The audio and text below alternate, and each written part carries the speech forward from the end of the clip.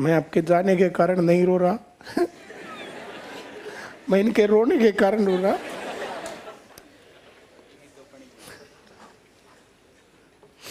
मत रो बेटा, प्लीज मत रो। हाथ जोड़कर मेरा रिक्वेस्ट है, मत रोना। आप मत मन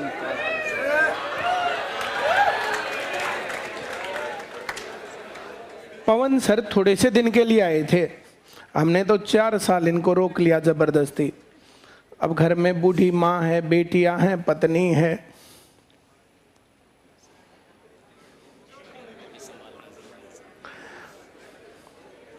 घर से दूर कब तक रहेंगे?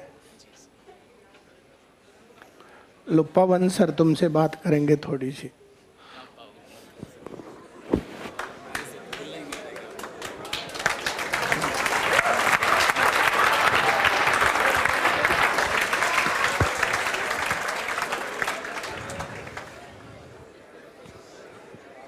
आप लोगों ने मेरे को, परिमल सर को, सबको भावुक कर दिया आपने। जाने देते मेरे को ना बेटा, मेरी मजबूरियां हैं, इन मजबूरियों को भी देखना पड़ेगा ना। अगर ये स्थितियां ऐसी नहीं बनती तो मैं एकदम से नहीं जाता, एकदम ही माहौल ऐसा बन गया बेटा। कभी आप लोगों को ऐसे लगा कि सर बीच में छोड़कर जाएंगे?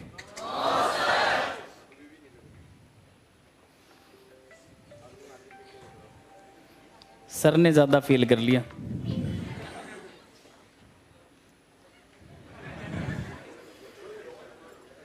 सर के साथ छोटे भाई की तरह राम है। सर ने मेरे को आज तक डांट नहीं लगाई, कभी नहीं लगाई। 4 साल के एक्सपीरियंस के अंदर सर ने कभी कुछ नहीं कहा मेरे को। कभी मेरे को पढ़ाने के बारे में भी नहीं कहा कि आपने आज यहाँ पर गलत पढ़ा दिया, कभी नहीं कहा सर ने मेरे को। मैं कोई लड़ाई झगड़ा करके नहीं जा रहा बेटा, ये रिश्ता हमारा यहाँ तक ही बना हुआ था। जाने दोगे ना आप? अब तो जाना ही पड़ेगा बेटा। मेरे 2 बेटियां हैं, वो बड़ी होगी बेटा। एक बड़े वाली बेटी 13 साल की होगी, वो स्कूल से आती है तो घर पर लोग लगा हुआ मिलता है कि उसकी मम्मी ड्यूटी पर चली जाती है, दादी फिर आस पड़ोस में कहीं सत्संग वगैरह में चले जाते हैं। तो बेटियां जो है फिर रास्ते के अंदर घूमती हुई अच्छे नहीं लगती। ये हमारी इज्जत है बेटा, तुम लोग यहाँ पर हमारी इज्जत हो। और आप लोगों में सदैव मैंने मेरी सुहानी और राधिका ही देखा। ऐसा था या नहीं था? लेकिन अब जाते जाते फील मत करवाओ, अच्छे से विदाई दो मेरे को। आगे के लिए मैं रास्ते आप लोग खुले रखो मेरे लिए कि मैं जब जी चाहे आ जाऊं। सर के पास मैं बैठा, जब मेरी ये ऐसी स्थितियां बनी ना तो मैं सर के पास गया। उस दिन घर में मैं आप लोगों के साथ शेयर कर लेता हूं क्योंकि आप लोग मेरे अपने हो। सर के पास मैसेज करने से पहले मेरे साथ मेरी मैडम का झगड़ा हुआ, अच्छे बड़ा हुआ। फिर मैंने उसे बोला अब मैं रहूँगा नहीं, मैं सर से बात ही करूँगा डायरेक्ट। फिर मैंने सर को मैसेज किया कि सर मैं आज आपसे मिलना चाहता हूँ। सर कहते आ जाओ आप। मैं सर के पास बैठा, सर को सारी बातें बताई मैंने। सर ने कहा आपको सारे रास्ते आपके लिए खुले हैं, जैसे आप चाहते हो वैसे कर लो। आप छुट्टी लेना चाहते हो 10 दिन आके 20 दिन छुट्टी लेना चाहते हो कर लो, आप 2 महीने की छुट्टी लेना चाहते हो ले लो। लेकिन मैंने सर को बोला कि जब तक मेरे घर की स्थितियां सुधरेगी नहीं तब तक मैं वापसी नहीं करूँगा सर। फिर बेटा मेरे भड़क रहती है, मैं यहाँ आकर पढ़ाता हूँ, मेरे दिमाग में वही चलते रहते हैं। सही तरह से अगर मैं रिजल्ट नहीं दे पाया तो जिस सेंटर में आप लोग पढ़ रहे हो ना बेटा, ये बहुत बड़ा सेंटर है, मेरे को बहुत इज्जत मान सम्मान सब कुछ दिया। आप पहले मेरी वीडियो देखना और आज मेरी स्थिति देखना। सर सदैव मेरे साथ चले।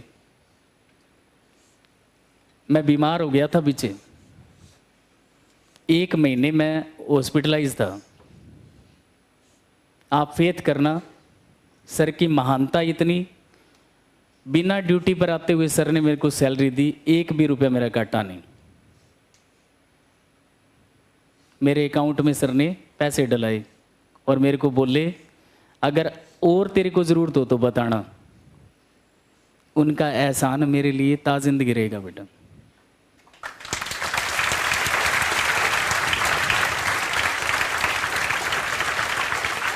बबीता मैडम को मैंने हमेशा माँ सरस्वती का दर्जा दिया, सदैव।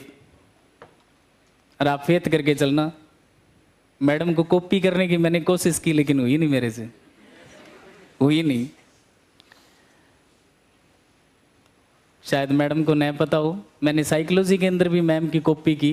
हालांकि मैं इस चीज़ का टीचर हूँ बेटा, 6 मंथ का डिप्लोमा है मेरे पास, लेकिन मैं कॉपी नहीं कर पाया। हिंदी मैडम का सब्जेक्ट था, पढ़ाया मैंने, बहुत कोशिश की, आप लोगों के दिलों तक उतरा मैं, तो उसके पीछे मैडम खड़े थे, सपोर्ट थे मैम मेरी। कभी मैडम ने इंटरफेयर नहीं किया कि आप क्या पढ़ा रहे हो, ऐसे नहीं पढ़ाना आपको, कभी नहीं किया। और मेरे से पहले मैडम ही टीच करवा रहे थे आपको। मैं आपका ऋणी हूँ, लेकिन अब मेरे को जाना पड़ेगा बेटा, मजबूरी है मेरी। मेरे पापा एक्सपायर हुए 2006 के अंदर। उसके बाद मैं रोया नहीं, क्योंकि घर को संभालने वाला बड़ा मैं ही था। कल कुछ लड़कियां नीचे आई टाइपिंग रूम में और मुझे रुला दिया। मैंने सर को रिक्वेस्ट किया कि सर मेरे को इन बच्चों के सामने मत लेकर जाओ, मैं फिर रो पड़ूंगा। लेकिन आज सर रोए, मुझे बहुत ज़्यादा दुख हुआ इस चीज़ का।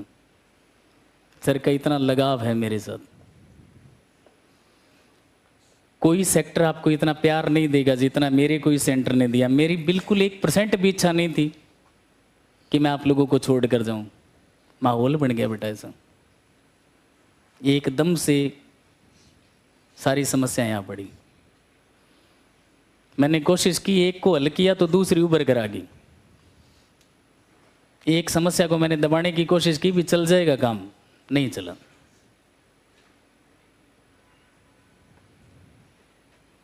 और क्या बोलूं बेटा, ठीक लो सर।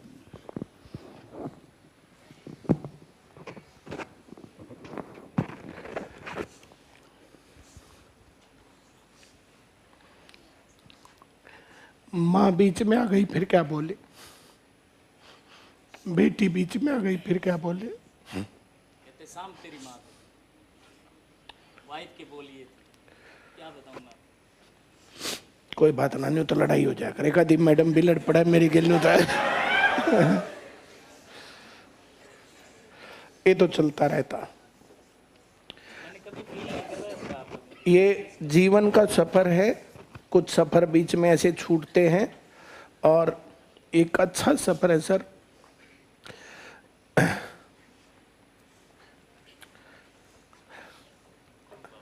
मैं आपके जाने के कारण नहीं रो रहा, मैं इनके रोने के कारण रो रहा।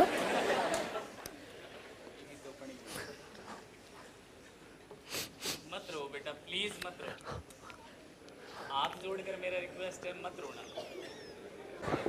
देखो, हिंदी वाले सर पवन सर ने जब ये आए थे 4 साल पहले, तो सारा बर्डन मेरे कंधों पर था। जैसे सारे सब्जेक्ट्स मैं ही पढ़ाती थी शुरू में। परिमल सर का मैथ्स और रीजनिंग था, और इंग्लिश के एक टीचर हमने स्टार्टिंग में, बहुत स्टार्टिंग में रखे। बाकी सारा जीके मेरा था, हिंदी भी मेरा, चाइल्ड डेवलपमेंट, साइकोलॉजी, एजुकेशनल, जितने सब्जेक्ट थे सब मेरे थे। फिर धीरे धीरे हमारी टीम बढ़ती गई। तो सबसे पहले सुनील सर ने ज्वाइन किया। सुनील सर जब आए तो मेरे कंधों पे से बायोलॉजी का, फिज़िक्स का, केमिस्ट्री का, एनवायरमेंटल स्टडीज़ का और ज्योग्राफी का भार हट गया, इकोनॉमिक्स का भी। फिर पवन सर ने ज्वाइन किया। पवन सर के आने से ये अपना हिंदी और साइकोलॉजी, ये ना बेटा एक एक सब्जेक्ट बहुत मेहनत मांगता है। एक सब्जेक्ट तुम्हें ऐसा लगता है कि एक टीचर बहुत जान लगा के पढ़ाए ना, तो एक सब्जेक्ट अपने आप में बहुत बहुत भारी होता है, बोझिल होता है। और टीचर को वो इतना आसान बनाना होता है कि बच्चे को उसका भार महसूस ना हो। तो उस सब्जेक्ट का सारा भार पहले टीचर अपने कंधों पर रखता है, फिर उसको वो इतना आसान बनाता है कि बच्चे को वो सारी चीज़ें आसान दिखें। तो मैं तो बहुत शुक्रिया करती हूँ पवन सर का। 4 साल से मेरे दिमाग में कभी भी एक दिन भी ये टेंशन नहीं थी कि चाइल्ड साइकोलॉजी पढ़ानी है, सीडी पढ़ानी है, या हिंदी का कोई सब्जेक्ट मुझे कोई टॉपिक उठा के देखना है। पहले एग्ज़ाम आते थे तो मेरी चिंता बढ़ती थी कि मुझे अपने सब्जेक्ट प्लस एक्स्ट्रा ये सब कराना पड़ेगा। अब पिछले 3-4 साल से मैं देख भी नहीं रही थी कि इन सब्जेक्ट्स में क्या है, और सर कह रहे थे कि सर ने मुझे कॉपी करने की कोशिश की। मैं 100% श्योर हूँ सर मुझसे बेहतर थे इन सब्जेक्ट्स में। सर आप बहुत ही बेहतरीन टीचर हैं, और एक टीचर जब 4 साल एक सब्जेक्ट पे काम कर लेता है और वो दिल से काम करता है तो वो हर किसी से आगे निकल जाता है। तो हिंदी में आपके सानी कोई है नहीं, और आप हिंदी के लिए हमेशा एक पहचान के रूप में इन बच्चों के दिमाग में, दिल में बैठे रहेंगे कि हिंदी का पर्याय जो है वो पवन सर हैं। तो अब जो भी कोई नया टीचर आएगा तो आपको याद करेंगे सर ये कि पवन सर ज़्यादा अच्छा पढ़ाते थे। तो बड़ा मुश्किल होगा आपको रिप्लेस करना। आपने एक जगह इन सब के दिलो दिमाग में बना ली जो बहुत जल्दी धूमिल नहीं होगी, और इनकी यादों में आप मतलब लंबे समय तक के लिए बस गए हैं। तो बहुत बहुत शुक्रिया सर, इतने लंबे समय तक आप जुड़े रहे और कभी शिकायत का मौका आपने दिया ही नहीं। परिमल सर डांटते तब जब आप शिकायत का मौका देते, आपने कभी मौका ही नहीं दिया। और रही आपके सब्जेक्ट में इंटरफेयर करने की बात, तो मुझे ऐसा लगता है जब एक सब्जेक्ट एक टीचर को दे दिया तो फिर उस पर फेथ करना चाहिए।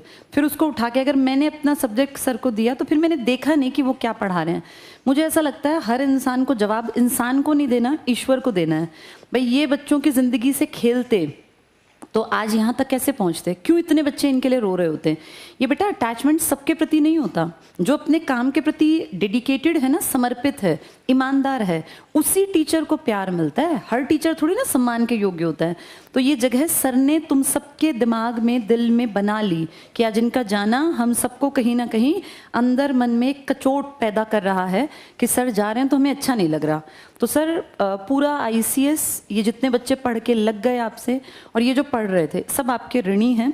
आपने देखिए, काम तो सभी करते हैं, पैसे के लिए हमें कमाना पड़ेगा क्योंकि सबका परिवार है, सबके खर्चे हैं। लेकिन एक चीज़ होती है, डेडिकेशन के साथ आपने जो 4 साल यहाँ दिए, जो इन बच्चों के लिए मैक्सिमम बेस्ट करने की कोशिश की, चाहे वो टीचिंग वाले थे, वो HSSC वाले थे, DSSS वाले, ये हमेशा आपके ऋणी रहेंगे। और आज शायद ये समझे ना समझे, 10 साल बाद, 5 साल बाद इनको पता चलेगा कि हिंदी में जो हमने आगे एक बढ़ोतरी की उसका कारण पवन सर थे। तो आपकी पहचान है सर, और ICS की पहचान आप रहेंगे हमेशा हिंदी के सब्जेक्ट में।